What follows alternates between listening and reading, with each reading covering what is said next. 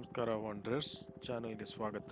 ಇವತ್ತು ನಾನು ತಿರುವಣ್ಣಾಮಲೆಗೆ ಹೋಗ್ತಾ ಇದ್ದೀನಿ ಒಬ್ಬರಿಗೆ ಥ್ಯಾಂಕ್ಸ್ ಹೇಳಕ್ಕೆ. ಈ ವಿಡಿಯೋನ ಸ್ಕಿಪ್ ಮಾಡದೆ ನೋಡಿ, ನಿಮಗೆ ಬೇಕಾಗಿರೋ ಸಾಕಷ್ಟು ಇನ್ಫಾರ್ಮೇಶನ್ಗಳು ಆರೋಗ್ಯಕ್ಕೆ ರಿಲೇಟೆಡ್, ದುಡ್ಡಿಗೆ ಸಂಬಂಧಪಟ್ಟದ್ದು ಎಲ್ಲ ಒಂದೇ ಜಾಗದಲ್ಲಿ ಸಿಗುತ್ತೆ. ಇವತ್ತು ವೀಕೆಂಡ್ ಆದ್ರಿಂದ ಸಿಕ್ಕಾಪಟ್ಟೆ ರಶ್ ಇರುತ್ತೆ ಟೆಂಪಲ್ ಅಲ್ಲಿ. ಅದಕ್ಕೆ ಮೇನ್ ಟೆಂಪಲ್ ಅಲ್ಲಿ ಅಣ್ಣಾಮಲೈ ದರ್ಶನ ಆಗುತ್ತಾ ಅಂತ ಗೊತ್ತಿಲ್ಲ, ನೋಡೋಣ, ದೇವರ ಕರುಣೆ ಇದ್ರೆ ಸಿಗ್ಬೋದು. ನಾನೀಗ ಬೆಂಗಳೂರಿಂದ ಬೆಳಿಗ್ಗೆ 4 ಗಂಟೆಗೆ ಹೊರಡ್ತಾ ಇದ್ದೀನಿ. ಇಲ್ಲಿಂದ ಒಂದು 4 ಅವರ್ ರೈಡ್ ಅಷ್ಟೇನೆ. 8ರಿಂದ 8:30 ಅಷ್ಟೊಳಗೆ ಹೋಗ್ಬೋದು ಅನ್ಕೊಂಡಿದೀನಿ. ಆಮೇಲೆ ಇದು ನನ್ನ ಮೊದಲನೇ ವಿಡಿಯೋ ಮೋಟೋ ವಿಲಾಗ್ ಪ್ಲೇ ಲಿಸ್ಟ್ಗೆ ಮತ್ತೆ ಎನರ್ಜಿ ಸೆಂಟರ್ ಪ್ಲೇ ಲಿಸ್ಟ್ಗೆ. ಎನರ್ಜಿ ಸೆಂಟರ್ ಬಗ್ಗೆ ಮಾತಾಡ್ತಿದ್ರೆ ಇದರಲ್ಲಿ ವಿಡಿಯೋಸ್ಗಳು ಯಾವ ತರ ಇರುತ್ತೆ ಅಂತಂದ್ರೆ, ಡಿವೈನ್ ಪ್ಲೇಸಸ್, ಅವ್ರಿಗೆ ಬೇಕಾಗಿರುವಂತ ಸ್ಪಿರಿಚುವಲ್, ಮೆಟೀರಿಯಲಿಸ್ಟಿಕ್ ಅಥವಾ ಹೆಲ್ತ್ ಆರೋಗ್ಯ related, body mind soul cleansing ಗೆ ಪ್ಲೇ ಲಿಸ್ಟ್ ಡೆಡಿಕೇಟ್ ಮಾಡ್ತಿದ್ದೀನಿ. ಇದ್ರಲ್ಲಿ ಬರೋ ವಿಡಿಯೋಸ್ ಗಳಲ್ಲಿ ಎನರ್ಜಿ ಸೆಂಟರ್ಸ್ ಅಂದ್ರೆ ಈ ಜಾಗಗಳು ತುಂಬಾ ಜನ ಮಿಸ್ ಮಾಡೋ ಅಂತದಿರುತ್ತೆ. ನಮ್ಗೆ ಹತ್ರದಲ್ಲಿ ಇರುತ್ತೆ, ಗೊತ್ತಿರಲ್ಲ, ಅದ್ರ ಪಕ್ಕನೆ ಓಡಾಡ್ತಿರ್ತೀವಿ, ಆದ್ರೆ ಮಿಸ್ ಮಾಡ್ಕೋತಿರ್ತೀವಿ. ಅಂತ ಜಾಗಗಳನ್ನ ಹಾಕ್ತೀನಿ. ಆಮೇಲೆ ಇನ್ನು ಮುಖ್ಯವಾದ ಯಾವುದೇ ತರದ ಪೇಯ್ಡ್ ಪ್ರಮೋಷನ್ ಆಗ್ಲಿ ಅಥವಾ ವೈರಲ್ ವಿಡಿಯೋ ಆಗ್ಲಿ ಅನ್ನೋ ಇಂಟೆನ್ಷನ್ ಅಲ್ಲಿ ಹಾಕಿಲ್ಲ.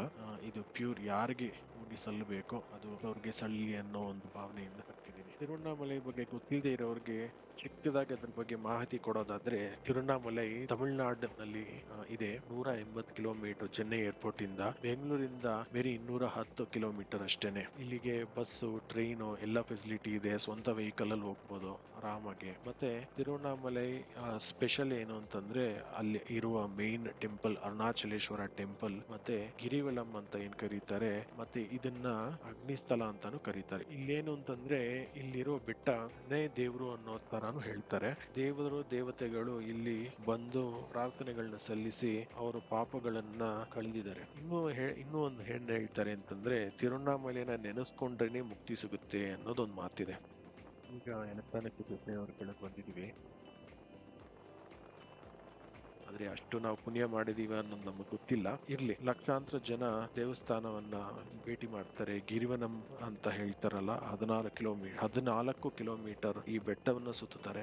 ಈ ಬೆಟ್ಟ ಸುತ್ತ 8 ಲಿಂಗ ಇದೆ. ಇಂದ್ರಲಿಂಗ, ಅಗ್ನಿಲಿಂಗ, ಯಮಲಿಂಗ, ನಿರುತ್ತಿಲಿಂಗ, ವರುಣಲಿಂಗ, ವಾಯುಲಿಂಗ, ಕುಬೇರಲಿಂಗ, ಈಶಾನ್ಯ ಲಿಂಗ ಅಂತ. ಇದು ಸುಮಾರು 14 ಕಿಲೋಮೀಟರ್ ಡಿಸ್ಟೆನ್ಸ್ ಅಂತ ಹೇಳಿದ್ನಲ್ಲ, ಇದು 14 ಲೋಕಗಳನ್ನ ರೆಪ್ರೆಸೆಂಟ್ ಮಾಡುತ್ತೆ ಅಂತ ಕೂಡ ಹೇಳ್ತಾರೆ. ಮತ್ತೆ ಈ 8 ಲಿಂಗ ಹೇಳಿದ್ನಲ್ಲ, ಇದು 8 ಲಿಂಗ east, south east, south west, north west, north east directions ನ ಕವರ್ ಮಾಡುತ್ತೆ ಅಂತ. ಆಮೇಲೆ ಈ ಬೆಟ್ಟವನ್ನ ಸುತ್ತೋದ್ರಿಂದ ಒಳಗಡೆ ಇರೋ ಆ ದೈವಿಕ ಶಕ್ತಿಗಳನ್ನ ರಿಸೀವ್ ಮಾಡ್ತಾರೆ ಅಂತಾನು ಹೇಳ್ತಾರೆ.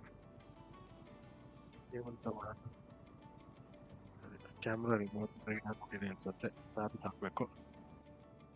ಅದಕ್ಕೆ ಪ್ರತಿ ದಿನ ಸಾವಿರಾರು ಜನಗಳು ಬೆಟ್ಟವನ್ನು ಸುತ್ತಿರ್ತಾರೆ. ಅದು ಹುಣ್ಣಿಮೆಗಳಲ್ಲಿ ಮಾತ್ರ ಲಕ್ಷಾಂತರ ಜನ ಭೇಟಿ ಮಾಡ್ತಾರೆ ಪ್ರತಿ ಪೌರ್ಣಿಮೆಗೆ. ಇಲ್ಲಿ ಸಾಕಷ್ಟು ಆಶ್ರಮಗಳಿದೆ, ದೇವಸ್ಥಾನಗಳಿದೆ.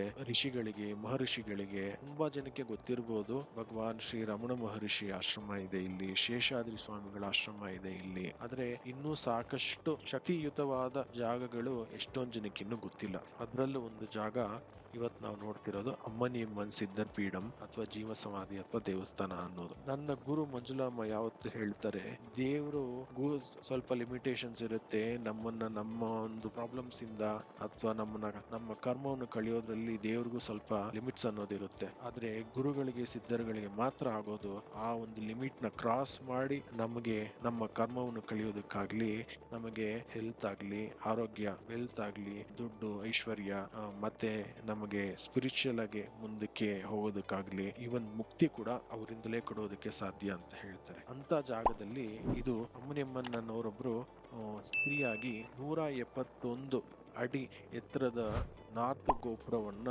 ಅಥವಾ ನಂದಿ ಬಾಕ್ಲು ಅಂತ ಹೇಳ್ತೀವಲ್ಲ, ನಾರ್ತ್ ಗೋಪುರವನ್ನ ಈ ಮೇನ್ ಅರುಣಾಚಲ ಟೆಂಪಲ್ ಗೆ ಕಟ್ಟಿರ್ತಾರೆ. ಇದನ್ನ 18ನೇ ಶತಮಾನದಲ್ಲಿ ಬ್ರಿಟಿಷ್ ರೂಲ್ ಇದ್ದಾಗ ಕಟ್ಟಿರೋದು ಅಂತ ಹೇಳಲ್ಪಡಲಾಗುತ್ತದೆ. ನಾನು ಹೋಗ್ತಿರೋದು ಇವತ್ತು ಇವ್ರನ್ನ ನೋಡಿ ಥ್ಯಾಂಕ್ಸ್ ಅಂತ ಹೇಳೋದಕ್ಕೆ, ಈ ತಾಯಿ ಅಮ್ಮನಿಯಮ್ಮನ್ ನೋಡೋದಕ್ಕೆ ಇವತ್ತು ನಾನು ಹೋಗ್ತಿದ್ದೀನಿ. ಇವ್ರ ಬಗ್ಗೆ ಹೇಳ್ಬೇಕು ಅಂತಂದ್ರೆ, ಅಮ್ಮನಿಯಮ್ಮನ್ ಇವರು ಚಿಕ್ಕ ಗ್ರಾಮದಲ್ಲಿ, ಚೆನ್ನ ಸಮುದ್ರಂ ಅನ್ನೋ ಗ್ರಾಮದಲ್ಲಿ ಹುಟ್ಟಿರ್ತಾರೆ. ನಿಯರ್ ಚೆಂಗಮ್ ಅಂತ ಹೇಳ್ತಾರೆ, ಜವ್ವಾದಿ ಹಿಲ್ಸ್ ಅಂತಾನು ಹೇಳ್ತಾರೆ.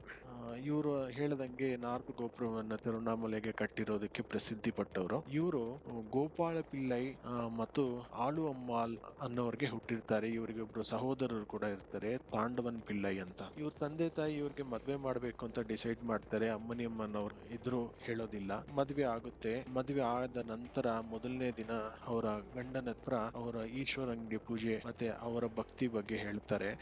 ಅವರ ಲೈಫ್ ಮುಂದಕ್ಕೆ ದೇವ್ರಿಗೆನೆ ಸಲ್ಲಿಸ್ಬೇಕು, ದೇವ್ರ ಕಾರ್ಯಗಳಲ್ಲಿ ಇನ್ವಾಲ್ವ್ ಆಗಿರ್ಬೇಕು ಅಂತ ಹೇಳ್ತಾರೆ. ಆದ್ರೆ ಅವರ ಹಸ್ಬೆಂಡ್ ಇರಿಟೇಟ್ ಆಗಿ ಅವರ ಒಂದು ಇಚ್ಛೆ, ಈ ಮ್ಯಾರೇಜ್ ಲೈಫ್ ಬಗ್ಗೆ ಅದ್ರ ಇಚ್ಛೆ ಬಗ್ಗೆ ಹೇಳ್ತಾರೆ. ಈಗ ನಾವು ಬೆಂಗಳೂರು ಬಾರ್ಡರ್ ಕ್ರಾಸ್ ಮಾಡಿ ಹೊಸೂರು ಎಂಟ್ರಿ ಆಗ್ತಾ ಇದ್ದೀವಿ. ಅವ್ರದ್ದು ಡಿಸ್ಕಷನ್ ಸ್ವಲ್ಪ ಆರ್ಗ್ಯುಮೆಂಟ್ ಆಗಿ ಮಾರುತ್ತೆ. ಅಮ್ಮನ್ನು ಸ್ವಲ್ಪ ಕೋಪದಲ್ಲಿ ಕಠಿಣ ಮಾತುಗಳನ್ನು ಹೇಳಿ ಮನೆ ಬಿಟ್ಟು ಹೊರಟು ಹತ್ರದಲ್ಲಿ ಇರುವ ಕೊಳದ ಹತ್ರ ನಿಂತಿರ್ತಾರೆ. ಇದು ಒಂದು ತರದ ಕತೆ. ಇನ್ನೊಂದು ಕತೆ, ಅವ್ರು ಹೋಗಿ ಅಲ್ಲಿ ಪಕ್ಕದಲ್ಲಿರುವ ಬಾವಿನಲ್ಲಿ ಬೀಳ್ತಾರೆ ಅಂತಾನು ಹೇಳುತ್ತಾರೆ. ಆದ್ರೆ ಕೊಳದ ಪಕ್ಕದಲ್ಲಿ ನಿಂತಿರ್ತಾರೆ, ಮರುದಿನದ ಬೆಳಿಗ್ಗೆ ತನಕ ಅಲ್ಲೇ ನಿಂತಿರ್ತಾರೆ, ಮಂತ್ರಗಳನ್ನ ಹೇಳಕ್ ಶುರು ಮಾಡ್ತಾರೆ. ಅದಾದ್ಮೇಲೆ ಅವ್ರು ಅದೇ ಒಂದು ಮೈಂಡ್ ಟ್ರಾನ್ಸ್ ಅಂತ ಏನ್ ಹೇಳ್ತೀವಿ, ನನಗೆ ಹೇಳಕ್ ಗೊತ್ತಾಗ್ತಿಲ್ಲ, ಆ ಒಂದು ಮೈಂಡ್ ಸೆಟ್ ಅಲ್ಲಿ ಗ್ರಾಮವನ್ನು ತಿರುಗುತ್ತಾ ಅಲ್ಲೊಂದು ವಾಟರ್ ಫಾಲ್ ಇರುತ್ತೆ. ವಾಟರ್ ಫಾಲ್, ಚಿಕ್ಕದೊಂದು ವಾಟರ್ ಫಾಲ್ ಹತ್ರ ಹೋಗಿ ನಿಂತಿರ್ತಾರೆ. ಅಲ್ಲೊಂದು 2 ದಿನ ನಿಂತಿರ್ತಾರೆ. 3ನೇ ದಿನ ಅವ್ರ ರಿಲೇಟಿವ್ಸು ಫ್ರೆಂಡ್ಸು ಎಲ್ಲ ಬಂದು ಅವ್ರ ಹತ್ರ ನಿಂತ್ಕೊಂಡು ಅವ್ರು ಬೇಡ್ಕೊಳ್ಳೋದು ಕೇಳಕ್ಕಾಗದೆ ಅಲ್ಲಿಂದ ಹೊರಡ್ಬೇಕಾದ್ರೆ ಕೈ ತುಂಬಾ ಅಲ್ಲಿರೋ ಮಣ್ಣು ತೆಗೆದುಕೊಡ್ತಾರೆ. ಕೊಟ್ರೆ ಅದು ಏನಾಗುತ್ತೆ, ಅದು ಅನ್ನವಾಗಿ ಚೇಂಜ್ ಆಗ್ಬಿಡುತ್ತೆ. ಇದನ್ನ ನೋಡಿ ಆಶ್ಚರ್ಯಚಕಿತರಾಗಿ ಫ್ರೆಂಡ್ಸ್ ಫ್ಯಾಮಿಲೀಸ್ ಎಲ್ಲ ಇದು ಹೆಂಗೆ ಮಾಡಿದೆ ನೀನು ಯಾರು ಏನು ಅಂತ ಕೇಳಕ್ ಶುರು ಮಾಡ್ತಾರೆ. ಅವಾಗ ಅವ್ರ ಬಗ್ಗೆ ಹೇಳ್ತಾರೆ. ಇನ್ನೊಂದು ಕತೆ ಹೇಳದ್ನಲ್ಲ, ಬಾವಿನಲ್ಲಿ ಬೀಳ್ತಾರೆ ಅಂತ. ಬಾವಿನಲ್ಲಿ ಬಿದ್ದ ತಕ್ಷಣ ಅವ್ರ ರಿಲೇಟಿವ್ಸ್ ಎಲ್ಲ ಅವರು ಬಂದು ಹುಡುಕಾಡ್ತಾರೆ, ಸಿಗುವುದಿಲ್ಲ. ಒಂದು 3 ದಿನಗಳ ನಂತರ ಅವರೇ ಎದ್ದು ಬರ್ತಾರೆ. ಬಟ್ ಅಲ್ಲೇ ವೆಯ್ಟ್ ಮಾಡ್ತಾರೆ, ಅಟ್ಲೀಸ್ಟ್ ಬಾಡಿ ಮೇಲೆ ಬಂದ್ರೆ ಅದನ್ನಾದ್ರೂ ಎತ್ತೋಣ ಅಂತ ಎಲ್ಲ ವೆಯ್ಟ್ ಮಾಡ್ತಿರ್ತಾರೆ. ಕೊನೆಗೆ 3 ದಿನಗಳ ನಂತರ, ಅಂದ್ರೆ 3ನೇ ದಿನ ಅವರೇ ಮೇಲೆ ಬರ್ತಾರೆ. ಬಾವಿಯಿಂದ ಮೇಲೆ ಬಂದು ನಡ್ಕೊ ಬರ್ತಾರೆ. ಬಂದು ತಿರುವಣ್ಣಾಮಲೆಯಲ್ಲಿ ಸೆಟ್ಲ್ ಆಗ್ತಾರೆ ಅನ್ನೋ ತರ ಒಂದು ವರ್ಷನ್ ಸ್ಟೋರಿ ಇದೆ. ಎಂತದೇ ಆದ್ರೂ ಅವ್ರ ಹತ್ರ ಕೇಳಿದಾಗ ಏನು ನೀವ್ ಯಾರು ಎಂತ ಅಂತ ಕೇಳ್ತಾರಲ್ಲ, ಅವಾಗ ಸ್ವಯಂ ಆಗಿ ಹೇಳ್ಕೊಂಡಿರೋ ಪ್ರಕಾರ ಅವರು ಪರಾಶಕ್ತಿ, ಅಂದ್ರೆ ಪಾರ್ವತಿ, ಶಿವನ ಹೆಂಡತಿ. ಅವರು ಶಿವನ ಜೊತೆ ಇರಬೇಕಾದ್ರೆ ಒಂದು ದಿನ ಶಿವನ ಹತ್ರ ಅವರ ಅನುಮಾನವನ್ನು ಕೇಳ್ತಾರೆ, ಈ ಸೂರ್ಯ ಅಂದ್ರೆ ಯಾರು, ಚಂದ್ರ ಅಂದ್ರೆ ಯಾರು ಅಂತ. ಅದಕ್ಕೆ ಶಿವ ಹೇಳ್ತಾನಂತೆ, ಸೂರ್ಯ ಚಂದ್ರ ಅನ್ನೋದು ನನ್ನ 2 ಕಣ್ಣುಗಳು, ಬಲಕ್ಕಿರೋದು ಸೂರ್ಯ, ಎಡಕ್ಕಿರೋದು ಚಂದ್ರ ಅಂತ. ಹುಡುಗಾಟದಲ್ಲಿ ಪರಾಶಕ್ತಿ ಅಥವಾ ಪಾರ್ವತಿ ಏನ್ ಮಾಡ್ಬಿಡ್ತಾರೆ ಅಂತಂದ್ರೆ, ಶಿವನ 2 ಕಣ್ಣುಗಳನ್ನ ಮುಚ್ಚಿಬಿಡ್ತಾರೆ ಅವರ ಕೈಯಿಂದ. ಅವಾಗೆಲ್ಲವೂ ಕತ್ಲೆ ಆಗುತ್ತೆ. ಇದು ಸ್ಟೋರಿ ನಮ್ಗೆ ಕೇಳಿದೀವಿ ಅಲ್ವಾ.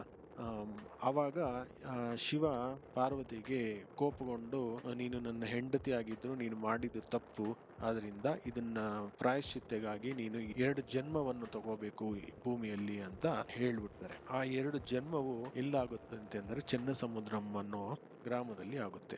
ಮೊದಲ ಜನ್ಮವನ್ನು ನೋಡೋದಾದ್ರೆ ಅಮ್ಮನವ್ರ ರಿಲೇಟಿವ್ಸ್ ಅಲ್ಲಿದ್ದವ್ರ ಹತ್ರ ಹೇಳಿರೋ ಪ್ರಕಾರ, ಅಡಾಪ್ಟೆಡ್ ಡಾಟರ್, ಅಲ್ಲಿರೋ ವ್ಯವಸಾಯಿಗೆ ಮತ್ತೆ ಅವರ ವೈಫ್ ಚೆನ್ನಸಮುದ್ರಂ ಅನ್ನೋ ದಂಪತಿಯರಿಗೆ ದತ್ತು ಮಗಳಾಗಿ ಸಿಕ್ಕಿರ್ತಾರೆ. ಅವ್ರ ಹೆಸರು, ತಂದೆ ತಾಯಿ ಹೆಸರು ಆದ್ಯನ್ ಗೋದಾವರಿ ಅಂತ. ಅವರು ತುಂಬಾ ಶಿವ ಭಕ್ತರಾಗಿದ್ದು ಮಕ್ಳಿರಲ್ಲ ಅವ್ರಿಗೆ.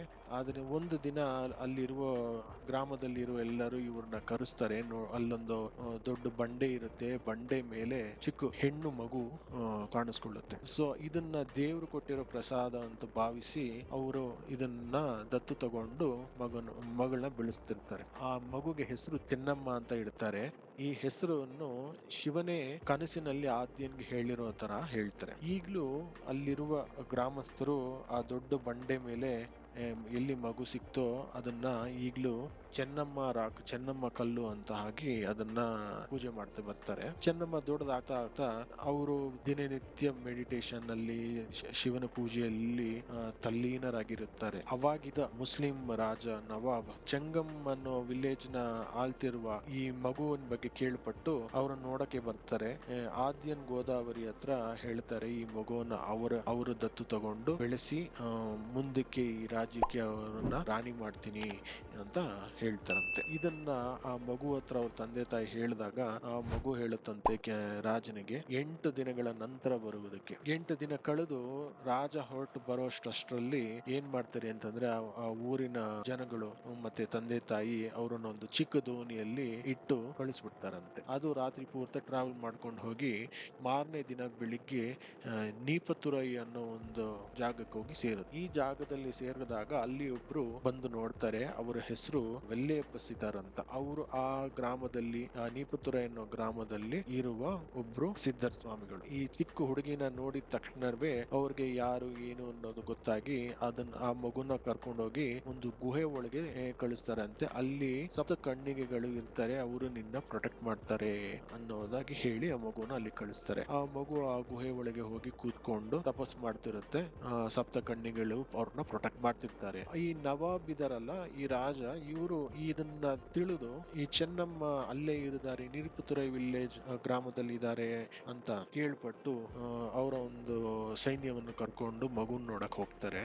ಅವಾಗ ಈ ಸ್ವಾಮಿಗಳಿರ್ತಾರಲ್ಲ, ವೆಲ್ಲಪ್ಪೆ ಸಿಗ್ತಾರಂತ, ಅವರು ರಾಜನ ನೋಡಿ ಈ ಮಗುವಿನ ಬಗ್ಗೆ ಹೇಳ್ತಾರೆ. ಇವರು ನಾರ್ಮಲ್ ಮಗು ಅಲ್ಲ, ಪಾರ್ವತಿಯವರ ಮರು ಅವತಾರ. ಸಾಧಾರಣ ಜನಗಳ ತರ ಮದ್ವೆ ಮಾಡ್ಕೊಂಡು ಅಥವಾ ರಾಣಿಯಾಗಿ ಉಳಿಯೋದಕ್ಕೆ ಲಾಯಕ್ಕಲ್ಲ, ಅದಕ್ಕಿಂತ ಜಾಸ್ತಿ ಇದರಿಗೆ ಕೃಪೆಯನ್ನು ಕೊಡುವ ಮಹಾವತಾರ ಅಂತ ಹೇಳಿದ್ದು ಕೇಳಿ ಮತ್ತೆ ಅವರು ಕರ್ಕೊಂಡು ಹೋಗಿ ತೋರಿಸ್ತಾರೆ. ಈ ಗುಹೆ ಒಳಗೆ ಸಪ್ತ ಕಣ್ಣಿಗೆ ಪ್ರೊಟೆಕ್ಷನ್ ಅಲ್ಲಿ ಮಗು ಇದೆ ಅಂತ ತೋರಿಸಿದ ಮೇಲೆ ನವಾಬನಿಗೆ ಆಶ್ಚರ್ಯ ಆಗಿ ಅವ್ರ ಕಸ್ಟಡಿಗೆ ಕೇಳಿದ್ದು ತಪ್ಪು ಅಂತ ಅರಿವಾಗಿ ಏನ್ ಮಾಡ್ತಾರೆ, ಅಲ್ಲೇ ಉಳ್ಕೋತಾರಂತೆ. ವಾಚ್ಮನ್ ಆಗಿ ಅದನ್ನ ಆ ಚೆನ್ನಮ್ಮನ್ನ ಪ್ರೊಟೆಕ್ಟ್ ಮಾಡ್ಕೊಂಡು ಅಲ್ಲೇ ಉಳ್ಕೋತಾರೆ ಅಂತಾನು ಹೇಳ್ತಾರೆ. ಈ ವೆಲ್ಲಪ್ಪ ಸಿದ್ಧರ್ ಅಂತ ಈ ಸ್ವಾಮಿಗಳು ಇರ್ತಾರಲ್ಲ, ಅವರು ಅಲ್ಲೇನೆ ಜೀವ ಸಮಾಧಿ ತಗೊಂಡಿರ್ತಾರೆ. ಈಗ್ಲೂ ವೆಲ್ಲಪ್ಪ ಸಿದ್ಧರ್ ಜೀವ ಸಮಾಧಿ ಮೇಲೆ ಒಂದು ದೇವಸ್ಥಾನ ಇದೆ, ಪ್ರಸನ್ನ ವೆಂಕಟೇಶ ಪೆರುಮಾಳ್ ದೇವಸ್ಥಾನ ಅಂತ ಹೇಳ್ತಾರೆ. ಇಲ್ಲಿಗೆ ಇದು ಮೊದಲನೇ ಜನ್ಮ ಅಮ್ಮನಿಯಮ್ಮನವ್ರದ್ದು ಚೆನ್ನಮ್ಮ ಅನ್ನೋ ಇದ್ರಲ್ಲಿ ಮುಗಿಯುತ್ತೆ. ಎರಡನೇ ಜನ್ಮ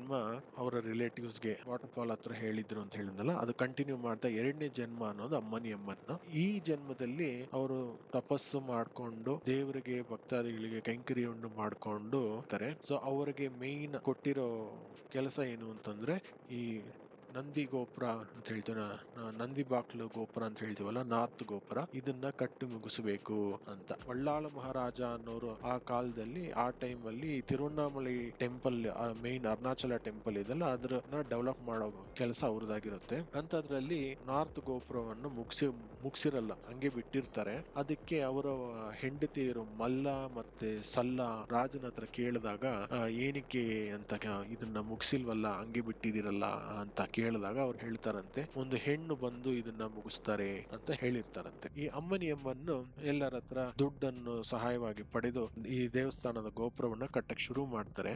ಈ ಶಿವನ ಭಕ್ತರು ಯಾರಿರ್ತಾರೆ ಅವ್ರ ಹತ್ರ ಹೋಗಿ ಕೇಳಿ ದುಡ್ಡು ಪಡೆದು ಅದರಲ್ಲಿ ಕೈಂಕರ್ಯವನ್ನು ಮಾಡ್ಕೊ ಬರ್ತಾರೆ. ಅದ್ರಲ್ಲಿ ಕೆಲವರು ಕೊಡಕ್ ಆಗಲ್ಲ, ನನ್ನ ಹತ್ರ ಇಲ್ಲ ಅಂತ ಸುಳ್ಳು ಹೇಳೋರ ಹತ್ರ ಅವ್ರು ಹೇಳ್ತಾರಂತೆ, ನಾನು ನಿಮ್ಮ ಹತ್ರ ಎಷ್ಟು ದನ ಇದೆ, ನಿಮ್ಮ ಮನೇಲಿ ಎಷ್ಟು ಒಟ್ಟು ಸಂಪತ್ತಿದೆ ಅನ್ನೋದು ನಾನು ಸರಿಯಾಗಿ ಹೇಳಿದ್ರೆ ನೀವು ನನಗೆ ದುಡ್ಡು ಕೊಡಬೇಕು ಅನ್ನೋ ತರ ಪ್ರಾಮಿಸ್ ತಗೊಂಡು ಅವ್ರ ಹತ್ರ ಎಷ್ಟಿದೆ ಅನ್ನೋದನ್ನ ಕರೆಕ್ಟ್ ಆಗಿ ಹೇಳ್ತಿದ್ರಂತೆ. ಅದನ್ನ ಕೇಳಿ ಇವ್ರ ಹತ್ರ ದೈವಿಕ ಶಕ್ತಿ ಇದೆ, ಇವರು ಸಾಮಾನ್ಯರಲ್ಲ ಅಂತ ತಿಳಿದು ಅವರು ದುಡ್ಡು ಕೊಟ್ಟು ಆ ದುಡ್ಡಿನಿಂದ ಗೋಪುರವನ್ನು ಕಟ್ಟಕ್ಕೆ ಶುರು ಮಾಡ್ತಾರೆ. ಅಂತದ್ರಲ್ಲಿ ಒಂದು ಸಮಯ ಮೈಸೂರು ಮಹಾರಾಜನ ಹತ್ರ ಡೊನೇಷನ್ ಕೇಳೋಣ ಅಂತ ಹೋಗ್ತಾರೆ.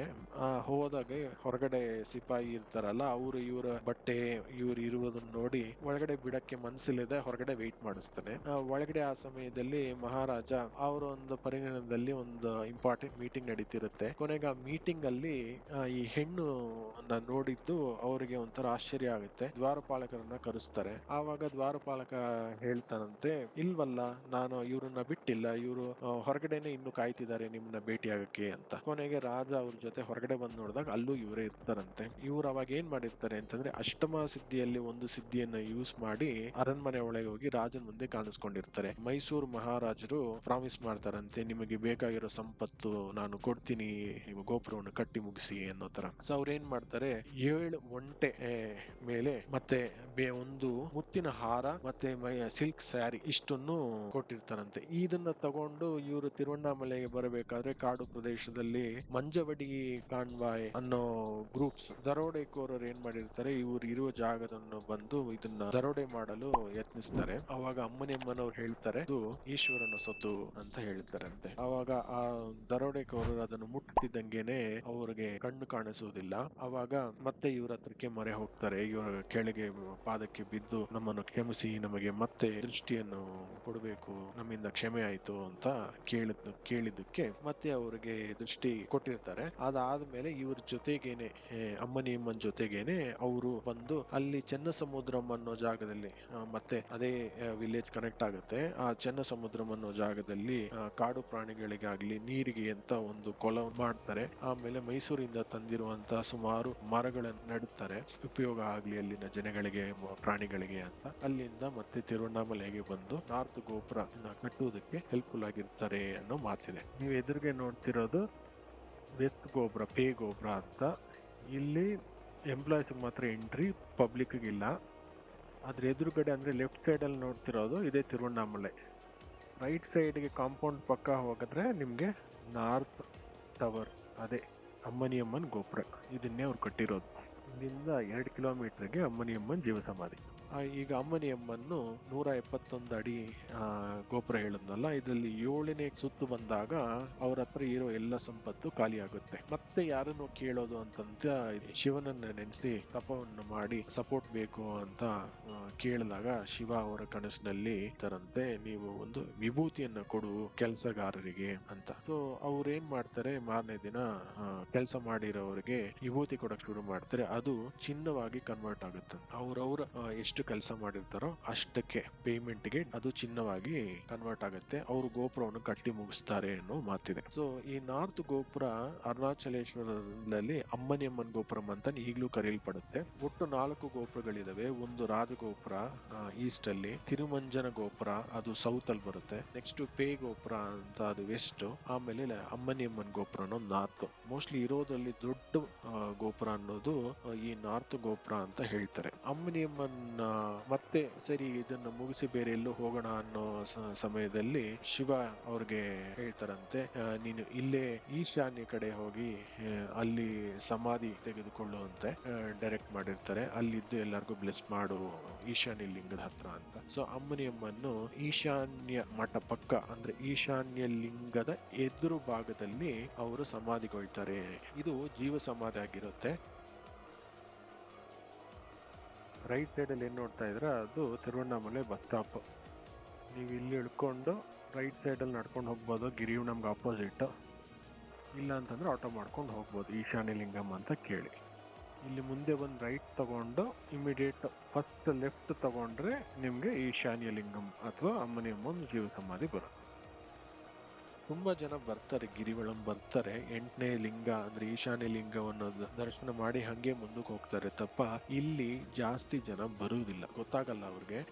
ಸೊ ನೆಕ್ಸ್ಟ್ ಟೈಮ್ ಡೈರೆಕ್ಟ್ ಆಗಿ ಈಶಾನ್ಯ ಲಿಂಗವನ್ನು ದರ್ಶನ ಮಾಡಿ ಎದುರು ಇರುವ ಈ ಅಮ್ಮನಿಯಮ್ಮನ್ ಸಿದ್ಧರ್ ಪೀಠಂ ಅಥವಾ ಜೀವ ಸಮಾಧಿ ಅನ್ನೋದನ್ನ ದರ್ಶನ ಮಾಡಿ ಕಂಪ್ಲೀಟ್ ಬೆನಿಫಿಟ್ ತಗೊಳ್ಳಿ. ಇಲ್ಲಿ ಏನ್ ಮಾಡೋದು ಅಂತಂದ್ರೆ ತುಂಬಾ ಸಿಂಪಲ್. ನೀವು ಸ್ಪೆಷಲ್ ಪೂಜೆ ಮಾಡಬೇಕು, ಪ್ರೇಯರ್ ಮಾಡಬೇಕು ಅಂತದೆಲ್ಲ ಏನು ಇಲ್ಲ. ಕಂಪ್ಲೀಟ್ ಸೈಲೆನ್ಸ್ ಆಗಿರಿ. ಸಿಂಪಲ್ ಆಗಿ ಹೋಗಿ ಅಲ್ಲಿ ಕೂತ್ಕೊಂಡು ಸೈಲೆಂಟ್ ಆಗಿ ಕೂತ್ಕೊಳ್ಳಿ, ಕಣ್ ಮುಚ್ಚಿ ಧ್ಯಾನ ಮಾಡ್ರಿ. ಇಲ್ಲ ಅಂತಂದ್ರೆ ಸ್ವಲ್ಪ ಹೊತ್ತು ಕೂತಿರಿ, 1 2 ಅವರ್ 3 ಅವರ್ ಎಷ್ಟು ಅವರ್ ಆಗುತ್ತೋ ಅಷ್ಟೊತ್ತು ಕೂತ್ಕೊಳ್ಳೋದು. ಸ್ವಲ್ಪ ನಿಮಿಷಗಳಾದ್ರೂ ಕೂತ್ಕೊಳ್ಳಿ. ನಾವ್ ಎಷ್ಟು ಕೂತಿರ್ತೀವೋ ಸೈಲೆಂಟ್ ಆಗಿ ಅಷ್ಟು ಪವರ್ ನಮ್ಮ ಬಾಡಿಲಿ ಸೇರುತ್ತೆ. ಅಲ್ಲಿ ಕೂತ್ಕೊಂಡು ತಾಯಿ ಹತ್ರ ಮಾತಾಡಿ, ನಿಮ್ಗೆ ಏನ್ ಬೇಕೋ ಕೇಳಿ, ನಿಮ್ಗೆ ಏನ್ ಪ್ರಾಬ್ಲಮ್ಸ್ ಇದೆಯೋ ಅದನ್ನ ಹೇಳ್ಕೊಳ್ಳಿ, ಎಲ್ಲ ನಿಮ್ ಮನಸ್ಸಲ್ಲಿ ಹೇಳ್ಕೊಳ್ಳಿ. ಇಲ್ಲಿ ತುಂಬಾ ಇಂಪಾರ್ಟೆಂಟ್ ಇಲ್ಲಿ ಕೊಡುವ ವಿಭೂತಿ. ಅಲ್ಲಿ ಅರ್ಚಕರು ಕೊಡ್ತಾರೆ, ಆರತಿ ಆಗಿದ ತಕ್ಷಣ ಅರ್ಚಕರು ವಿಭೂತಿ ಕೊಡ್ತಾರೆ. ಅದನ್ನ ಭದ್ರವಾಗಿ ಭದ್ರವಾಗಿ ತಗೊಬನ್ನಿ. ಅದರಲ್ಲಿ ಸಿಕ್ಕಾಪಟ್ಟೆ ಮೆಡಿಸಿನ್ ಕ್ವಾಲಿಟೀಸ್ ಇದೆ, ಸಿಕ್ಕಾಪಟ್ಟೆ ಹೆಲ್ತ್ ಇಶ್ಯೂಸ್ ನ ಸಾಲ್ವ್ ಮಾಡುತ್ತೆ, ಮತ್ತೆ ನಮ್ಗೆ ಬೇಕಾಗಿರೋ ಐಶ್ವರ್ಯ ಸಂಪತ್ತನ್ನು ಕೊಡುತ್ತೆ ಅಂತ ಹೇಳ್ತಾರೆ. ಇದು ಸಾಧಾರಣವಾದ ವಿಭೂತಿ, ಹೊರಗಡೆ ಮಾರ್ಕೆಟ್ ಅಲ್ಲಿ ಸಿಗುವಂತದ್ದಲ್ಲ. ಇದು ಸ್ಪೆಷಲ್ ಆಗಿ ತಿರುನಲ್ವೇಲಿನಲ್ಲಿ ಇದಕ್ಕೆ ಅಂತಾನೆ ಪ್ರಿಪೇರ್ ಮಾಡಿ ಅಲ್ಲಿಂದ ಬಂದು ಇಲ್ಲಿ ಪ್ರಸಾದವಾಗಿ ಆಗಿ ಕೊಡ್ತಾರೆ. ಇಲ್ಲಿ ವೆರಿ ಇಂಪಾರ್ಟೆಂಟ್ ಮಾಡಬಾರದ ಕಾರ್ಯ ಏನು ಅಂತಂದ್ರೆ ಮಾತಾಡಬಾರ್ದು, ಆದಷ್ಟು ಸೈಲೆಂಟ್ ಆಗಿರಿ. ಇಲ್ಲಿ ಗಲೀಜ್ ಮಾಡಕ್ ಹೋಗ್ಬೇಡಿ. ಈ ಜಾಗದಲ್ಲಿ ತುಂಬಾ ಕ್ಲೀನ್ ಆಗಿ ಸ್ವಚ್ಛವಾಗಿ ಇಟ್ಕೊಳ್ಳಿ. ಇದು ಇಷ್ಟೇ. ಭೇಟಿ ಮಾಡಿ, ಮೆಡಿಟೇಟ್ ಮಾಡಿ, ನಿಮಗೆ ಬೇಕಾಗಿರೋ ಆರೋಗ್ಯ, ವೆಲ್ತ್, ಸ್ಪಿರಿಚುವಲ್ ಗ್ರೋತ್ ಎಲ್ಲವನ್ನು ತಾಯಿ ಕರುಣಿಸ್ತಾಳೆ. ಹ್ಯಾಪಿ ವಾಂಡರಿಂಗ್ ತರದ ಇನ್ನೊಂದು ವಿಡಿಯೋದಲ್ಲಿ ಭೇಟಿಯಾಗೋಣ. ಸಬ್ಸ್ಕ್ರೈಬ್ ಮಾಡಿ, ಬೆಲ್ ನೋಟಿಫಿಕೇಶನ್ ಕ್ಲಿಕ್ ಮಾಡ್ಕೊಳ್ಳಿ. ಈ ತರ ನೆಕ್ಸ್ಟ್ ವಿಡಿಯೋ ಹಾಕ್ದಾಗ ನಿಮ್ಗೆ ಗೊತ್ತಾಗುತ್ತೆ. ಪ್ರೇಜ್ ಮಾಡಿ, ಲೈಕ್ ಮಾಡಿ, ಶೇರ್ ಮಾಡಿ ನಿಮ್ ಫ್ರೆಂಡ್ಸ್ ಅಂಡ್ ರಿಲೇಟಿವ್ಸ್ಗೆ. ಮರಿದೆ ಈ ಜಾಗವನ್ನು ಭೇಟಿ ಮಾಡಿ. ಇವತ್ತು ನಾನು ಬಂದಿರೋದು ಅದಕ್ಕೇನೆ. ಬೆಳಿಗ್ಗೆ ಹೊರಟೆ, ಇಲ್ಲಿ 4 ಅವರಲ್ಲಿ ಬಂದೆ, ದರ್ಶನ ಮಾಡ್ಕೊಂಡು, ಆದ್ರೆ ಮೈನ್ ಟೆಂಪಲ್ ಅರುಣಾಚಲೇಶ್ವರ ನೋಡ್ಕೊಂಡು ಸಂಜೆಗೆ ಹೊರಟ್ರು ಆಯ್ತು. ಒಂದು ದಿನದಲ್ಲಿ ಆಗೋಗುತ್ತೆ, ಆದ್ರೆ ಸಿಕ್ಕಾಪಟ್ಟೆ ಬೆನಿಫಿಟ್ಸ್ ಇರುತ್ತೆ. ಯೂಸ್ ಮಾಡ್ಕೊಳ್ಳಿ. Thank you very much. See you in the next video.